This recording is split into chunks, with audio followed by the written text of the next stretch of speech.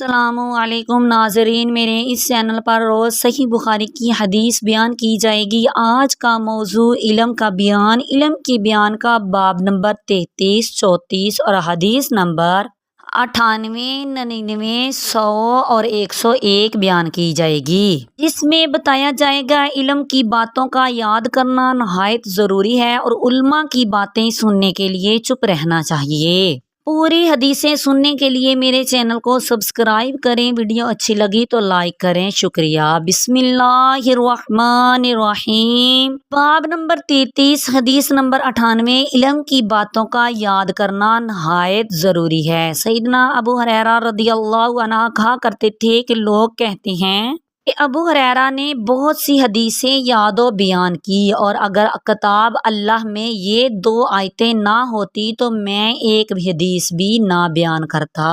پھر پڑھتے تھے ان الذین یکتمون ما انزلنا من البینات والہدی الرحیم، کہ جو لوگ ہماری اتاری ہوئی دلیلوں اور ہدایت کو چھپاتے ہیں، رحم و کرم کرنے والا ہوں۔ سورہ بقرہ آیت نمبر 159 تا 160۔ بے شک ہمارے مہاجرین بھائیوں کو بازاروں میں خرید و فروخت کرنے کا شغل رہتا تھا، اور ہمارے انصاری بھائی اپنے مال کے کام میں مشغول رہے تھے، اور ابو ہریرہ رضی اللہ عنہ اپنا پیٹ بھر کے رسول اللہ صلی اللہ تعالی علیہ وآلہ وسلم کی خدمت میں رہتا تھا، اور ایسے اوقات میں حاضر رہتا تھا کہ لوگ حاضر نہ ہوتے تھے، وہ باتیں یاد کر لیتا تھا جو وہ لوگ نہ یاد کرتے تھے۔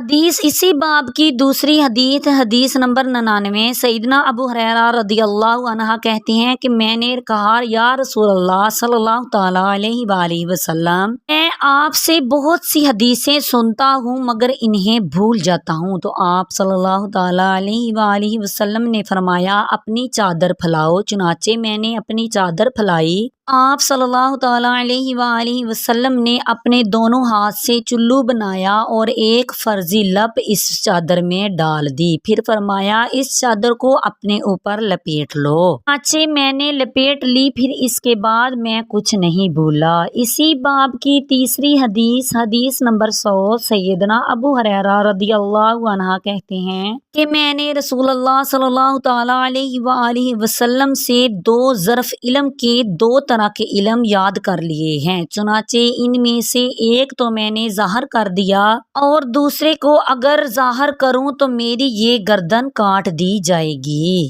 باب نمبر 34، حدیث نمبر 101، علماء کی باتیں سننے کے لیے چپ رہنا چاہیے۔ سیدنا جریر رضی اللہ عنہ سے روایت ہے کہ نبی کریم صلی اللہ تعالی علیہ وآلہ وسلم نے ان سے حجۃ الوداع میں فرمایا تم لوگوں کو چپ کرا دو۔ جب لوگ خاموش ہو گئے تو اس کے بعد آپ صلی اللہ تعالی علیہ وآلہ وسلم نے فرمایا اے لوگو، تم میرے بعد کافر نہ ہو جانا کہ تم میں سے ایک دوسرے کی گردن زدنی کرنے لگے۔